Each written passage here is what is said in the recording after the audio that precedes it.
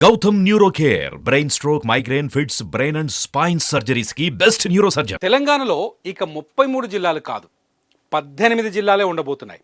అవును, గత ప్రభుత్వం జిల్లాలను అడ్డగోలుగా విభజించిందని, ఇప్పుడు ఆ తప్పును సరిచేస్తామని క్లారిటీ ఇచ్చారు సీఎం రేవంత్ రెడ్డి. జిల్లాలే కాదు, రెవెన్యూ డివిజన్లు, మండలాలను కూడా ఇష్టం వచ్చినట్టు విభజించారని ఆరోపించారు. నియోజకవర్గాల్లో అయితే మరీ దారుణం. ఏ మండలం ఏ నియోజకవర్గంలో ఉందో తెలియదు, ఏ నియోజకవర్గం ఎన్ని జిల్లాల్లో ఉన్నది తెలియదనే చర్చ ఉంది.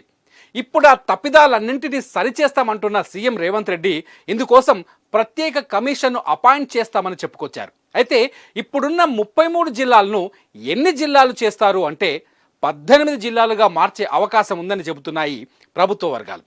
జిల్లాల పునర్విభజనను లోక్సభ సెగ్మెంట్ల ఆధారంగా తీసుకోవాలని భావిస్తున్నట్టు తెలుస్తోంది. ఒక్కో లోక్సభ నియోజకవర్గాన్ని ఒక్కో జిల్లాగా మారిస్తే బాగుంటుందని ప్రభుత్వం ఆలోచిస్తున్నట్టు తెలుస్తోంది. అయితే హైదరాబాద్, సికింద్రాబాద్, మల్కాజ్గిరి లాంటి పెద్ద లోక్సభ స్థానాలను పక్క నియోజకవర్గాలతో కలిపి 1 లేదా 2 కొత్త జిల్లాలను అదనంగా ఏర్పాటు చేసే అవకాశం ఉన్నట్టు తెలుస్తోంది.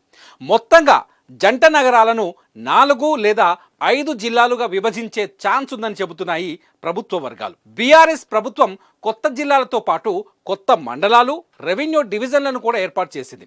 ములుగు, నారాయణపేట, గద్వాల, ఆసిఫాబాద్, సిరిసిల్ల, జనగాం, జగిత్యాల, వనపర్తి జిల్లాలు విస్తీర్ణంలో చాలా చిన్నవిగా ఉన్నాయి.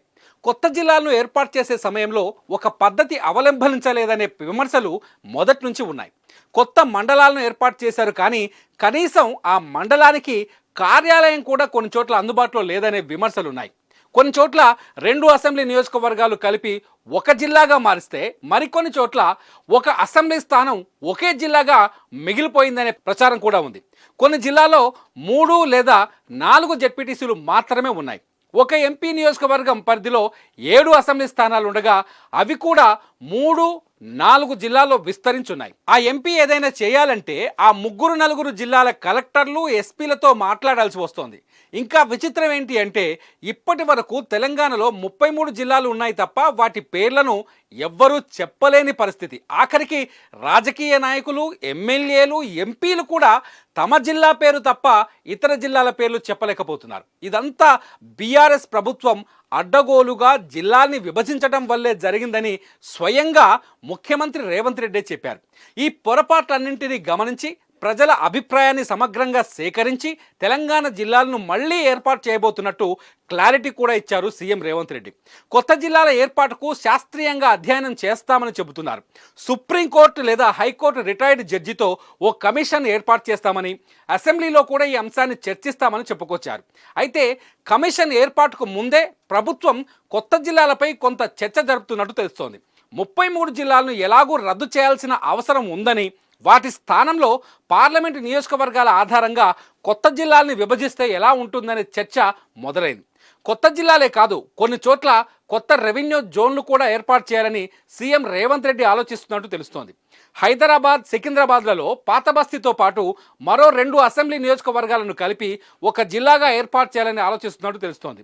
ఇటు సికింద్రాబాద్ నుంచి కంటోన్మెంట్ ప్రాంతాన్ని మరో జిల్లాగా ఏర్పాటు చేస్తారని, వికారాబాద్, మేడ్చల్ జిల్లాలుగా ఏర్పడిన ఉమ్మడి రంగారెడ్డి జిల్లాలను మళ్లీ పునర్విభజించాలని ప్రభుత్వం భావిస్తున్నట్టు తెలుస్తోంది. అప్పటి సీఎం కేసీఆర్ కేవలం రాజకీయ ప్రయోజనాలను దృష్టిలో పెట్టుకొని మాత్రమే జిల్లాలను విభజించారని, తాము మాత్రం ప్రజా ప్రయోజనాలను దృష్టిలో పెట్టుకొని జిల్లాల పునర్విభజన చేయాలని భావిస్తున్నామని కాంగ్రెస్ వర్గాలు కూడా చెబుతున్నాయి. చూద్దాం, రేవంత్ రెడ్డి సర్కార్ ఏర్పాటు చేయబోయే కొత్త జిల్లాలు ఎలా ఉంటాయి, ఏమేమి జిల్లాలు కనిపించకుండా పోతాయి, ఏ జిల్లాల్లో మార్పులు ఉంటాయన్నది ఆసక్తికరంగా మారింది.